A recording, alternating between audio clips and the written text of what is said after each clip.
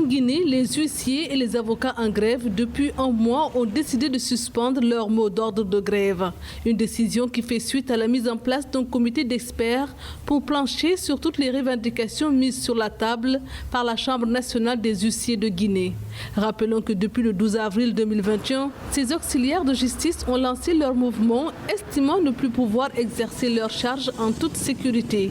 Ils dénoncent ce qu'ils qualifient de manque de volonté des autorités judiciaires qui ne délivrent plus de réquisitions pour les agents des forces de l'ordre afin qu'ils accompagnent les huissiers de justice dans l'exercice de leur mission.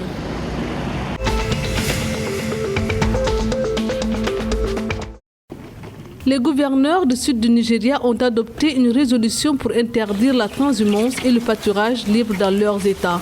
Une décision qui vise à lutter contre l'insécurité et à faire taire le conflit entre éleveurs et agriculteurs qui a fait des milliers de morts ces dernières années au Nigeria. Mais la résolution adoptée par le Forum des gouverneurs du sud du Nigeria mardi dernier fait tout de même débat. Le gouverneur de l'État de Kogi s'est par exemple désolidarisé de ses collègues, estimant qu'il n'y avait pas à ce stade suffisamment d'infrastructures pour permettre l'élevage du bétail en enclos.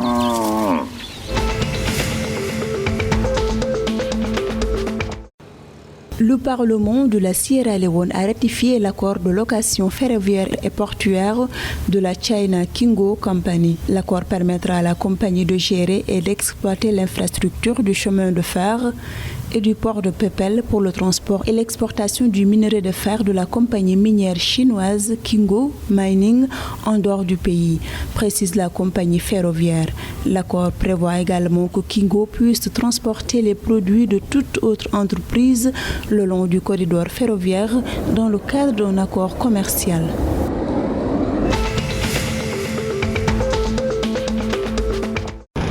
Le FMI, Fonds monétaire international, a annoncé dimanche 16 mai la mise à disposition de ressources additionnelles de 500 milliards de francs CFA à la Côte d'Ivoire.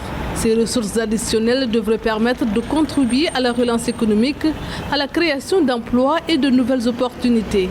Une annonce faite lors d'un entretien avec le président Alassane Ouattara, qui est arrivé à Paris pour prendre part au sommet sur le financement des économies africaines prévu ce mardi 18 mai 2021. À cette occasion, l'institution a salué l'excellent travail accompli par le gouvernement ivoirien dans le cadre de la lutte contre la pandémie de Covid-19.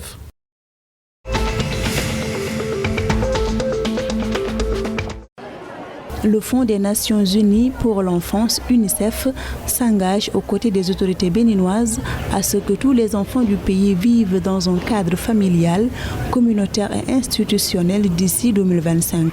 S'exprimant à l'ouverture de la session 2021 du Comité national de protection de l'enfant, la représentante locale de l'agence onusienne, Djanaba Mawonde, a salué les nombreuses actions prises allant dans ce sens, notamment la création d'un numéro vert d'assistance aux enfants et les actions de sensibilisation pour la prévention des violences, abus et exploitation, ainsi que la prise en charge des enfants à risque.